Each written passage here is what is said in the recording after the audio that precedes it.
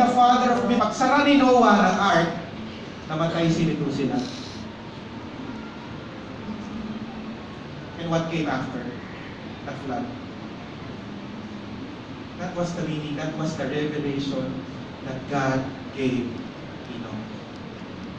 What's your revelation? What's your personal story that made you change your walk with the world now, before and now with God?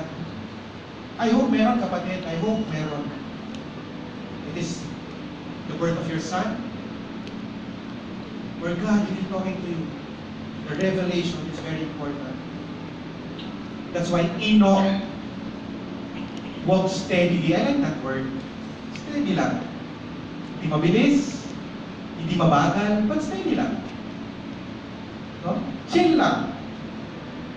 Yun ba yung ibig sabihin ng word na steady? Maybe, but the word means faithfully. He was in faith with God. Now, how do this walk look like? Ganito po yan. Like a groom leading his bride. Remember, God or Jesus is the bride and the groom, and we are the bridegroom. Side by side, walking side by side, no one goes ahead. Because why? The groom and the bride have a personal and intimate relationship. That's where your walk with God begins. A personal, intimate relationship with Jesus. Because sabi nga ni Amos, do two people walk hand in hand? Hawak kamay daw. And if they aren't going in the same place, meaning, mag-walk ka ba with a person na galit ka? Hello? Hawakan mo ba yung kamay? Baka siguro hawakan mo yung kamay para ihulog mo sa kanal. Pero yung hawakan mo, liga, lakad tayo, no? Intimate ka pa. Bigyan mo sa mata, imagine that. No. But a person that you love, a person you are to care for, a person that you long for, a person that you have a relationship with, that's a person you want to walk with, right? Lahat tayo, we want to walk with a person who's gonna take care of us, and that's God. Yun po yung na-experience ni Enoch for 300 years, walking side by side with God. Isn't that amazing? So how? Kuya, sige, sold out na tayo dyan. So how to walk with God faithfully? Let's answer this question. Napakasimple lang po. Convince His existence. Oh. Talaga? Convince His existence? Yes, it says there. Balik tayo sa Hebrews, no? Sa verse natin, verse 5. No? Believe that He exists. Oh, dali lang pala. No, convince yourself that He exists. So, how can you convince that there is God? Huh? Trust? Again, awareness that He is there all the time. Aware ka na nandiyan si Lord. Aware ka na natignan ka na manood ng porn, nandiyan si God. Hindi ko, Lord, nandiyan ka pala. That's your convinced. You're convinced that God is there. When you are aware that He is with you all the time. Number 2, conviction. Kapindot ka na. Aware ka na, pero hindi. Do you get the point? Awareness and conviction. That's how you know that God, you are convinced that God exists. You yourself being aware and being convinced or convicted that God exists. When the proverb writer says, trust in the Lord. Kung alam natin to, church. Trust in the Lord with what? With all your heart. Be aware. Be aware that He's there. Not with your mind, not with your feelings, but with your heart. Do not depend on your own understanding. Seek His will in what? In some that you do, but all you do. Sa lahat ng ginagawa mo. Maging doktor ka man, maging businessman ka man, maging nanay ka man, maging tatay ka man, maging estudyante ka man. Seek Him in all you do. And ang promise ni God, He will show you which path to take.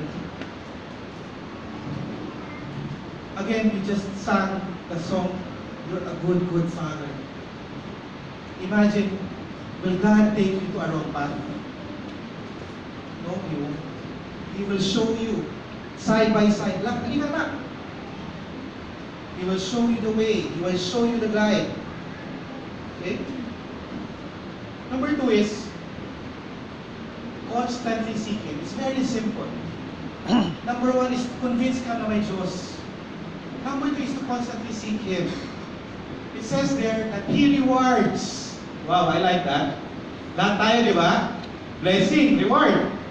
Pero sabi doon, for those who seek Him. Minsan inuuna natin, Lord, bless mo muna ako. Di ba? Napansin yun, pag nag-pray tayo, Lord, bless me. Nauna yung reward kaysa sa seeking. Lord, ano yung gusto mo? Hello? We should first seek Him and He will reward us. Again, Enoch's faith showed that. During the time of Enoch, everyone was so selfish, sinful. Walang church noon. Wala kang Bible noon eh. Walang pastor noon. Walang victory group. Wala. But with that revelation, he trusted God and he seek God daily. Seek God daily. 2 Chronicles 22 verse 19, it says there, now, what? Set your mind. I-set mo na yung mind mo, i-condition mo. Yung mind mo, at hindi lang yung utak mo, yung puso mo din. To what? To seek God. To seek the Lord your God. To seek your Master. So ano itsura ng seeking, Kuya Jomags? Sabi dito, embrace trying times. Pag hard-pressed ka, ano mo yun? Di ba, Lord? Dito lang ako sa tabi mo, Lord. Seek Him, no? Embrace trying times. Remain faithful. I like this. Ask how, not why. No? Madalas ang tanong natin, Lord, bakit nangyari sa akin? Lord, why? Pero ang tanong pala, Lord, how will this make me a better person? How will this make me glorify you? How this event will teach people that you are alive in me? Okay? Another one is to pray. Pray that He will give you revelation upon revelation. That He will talk to you. And lastly, give thanks all the time. Give thanks no matter what, Paul said. Seek Him. How? Simple lang din, mga kapatid. May libro na, sabi nga nila yung Holy Spirit daw nagsulat ng read me kasi inaagay mo na yung Bible mo sa bahay. So, buksan mo. Read me, sabi niya. Okay? Read His Word. Because that's the standard of who God is. Wala si Enoch yan, pero he walked faithfully with God for 300 years. Tayo meron. It's our standard. Make His Word your standard of living. Again, the goal is not to be perfect, but the goal is to progress. Kasi perfect, gagawin mo yung perfect eh.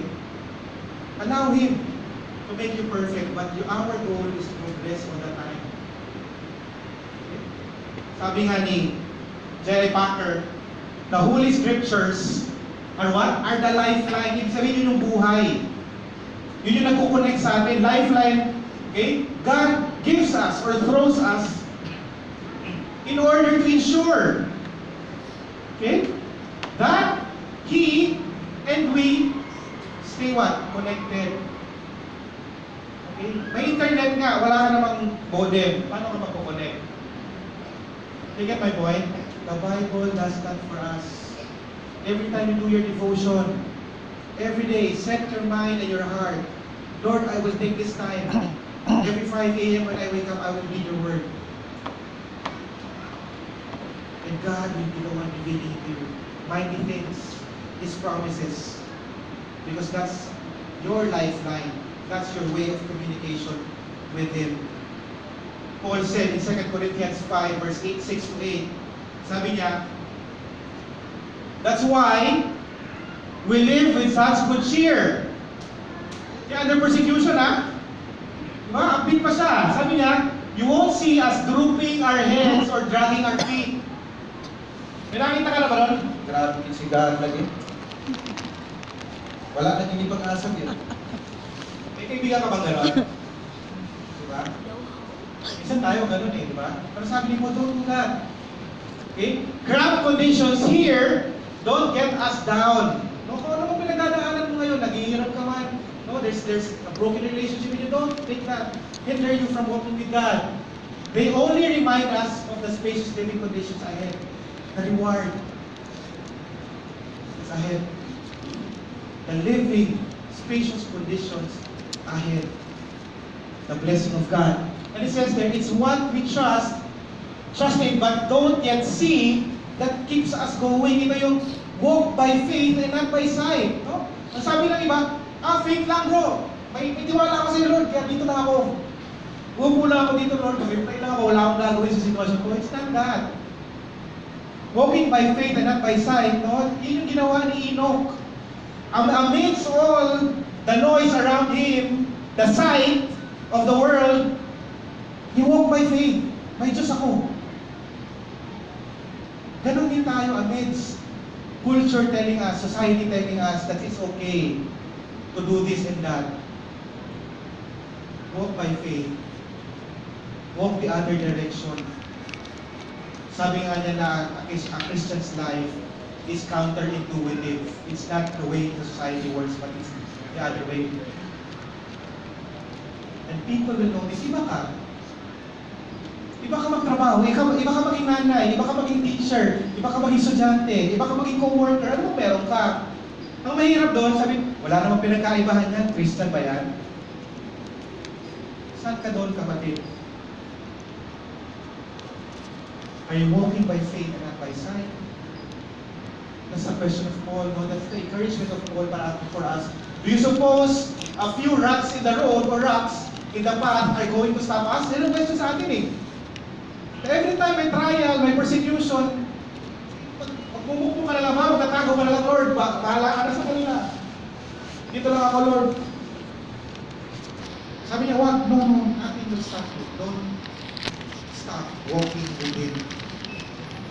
When the time comes, again, that's a great word. It's a promise. When the time comes, and it will come. Your blessing will come. No, plenty. Will be plenty. Hanggang 300 years nakakalakad niya. So sabi nga daw, one time daw, kumatok si God sa bahay niya, Enoch, dito na ako! Lakad na ulit tayo. Oy, Lord, nandiyan ka na pala. Lakad daw sila. Mga 299 years na, sabi ni Enoch, Lord, gabi na, ay parang malayo na yung bahay ko. Sabi ni Lord, mas malapit yung heaven. Yung bahay ko, dito ka na lang sa akin. Wow, no? Imagine that relationship that Enoch had with God. That he was invited. Not seeing them. Diba? Let me end with this. When you come to the end of your life, what do you want people to remember you? What do you want people to remember you? A good engineer, a good doctor, a successful lawyer, a rich businessman, was everything? Your talent, your ability? Is that what you want people to remember you? That's good. I have nothing against that. Or, may na lang, ginuha siya ni God. May salbahin yun to.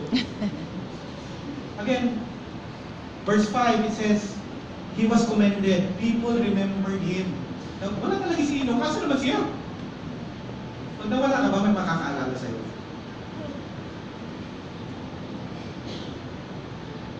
What do you want people to remember you?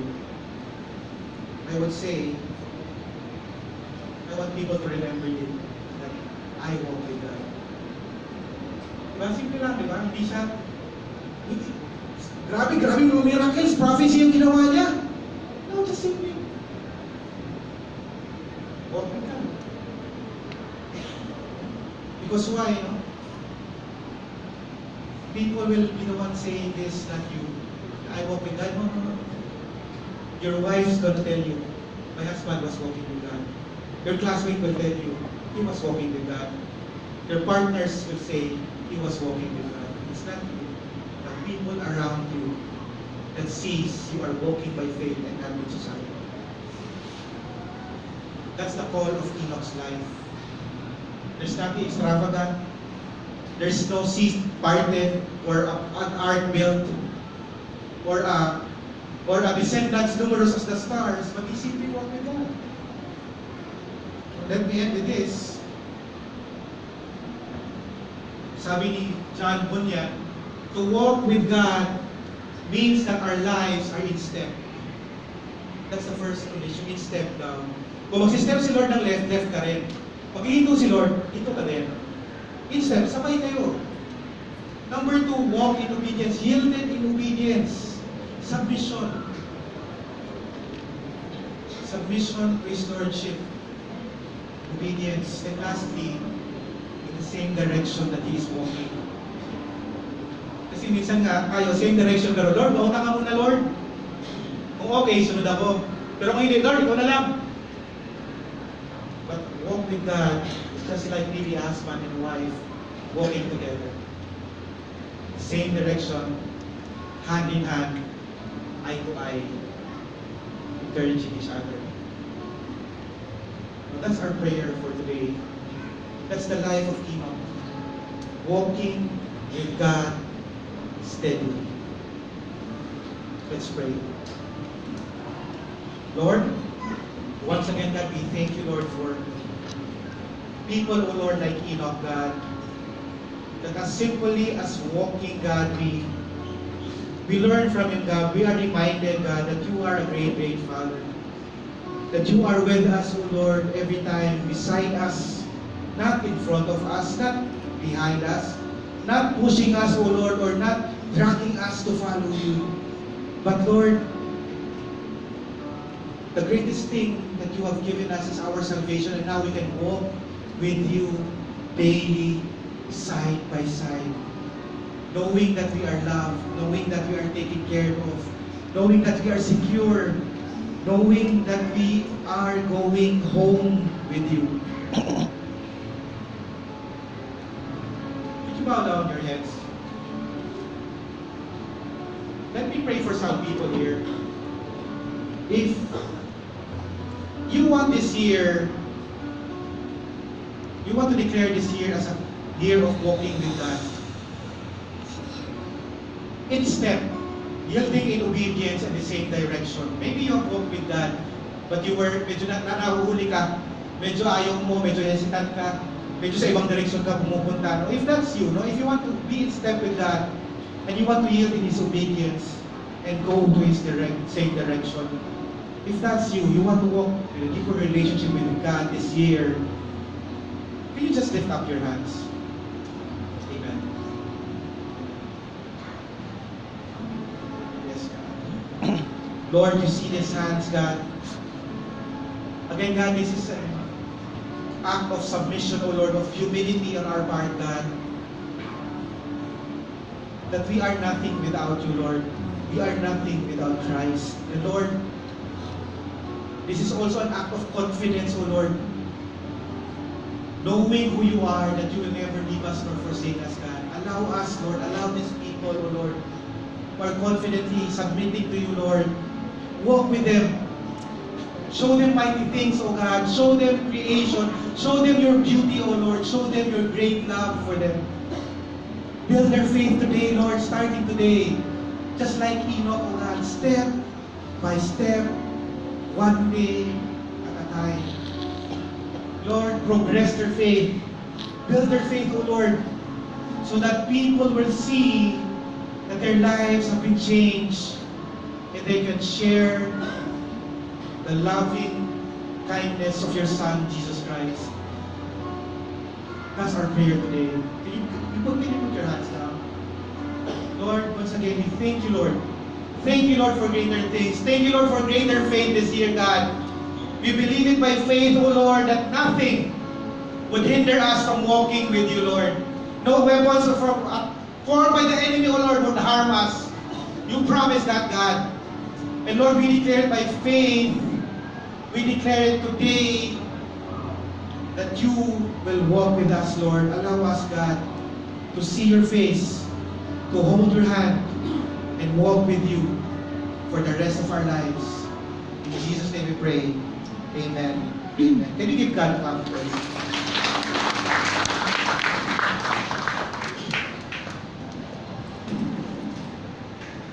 Thank you so much, bro. Did you feel your face being cut up? Thank God for that. Can we once again give God a clap of praise? Okay? Just thank Him for once again, to have faith in Him. You know,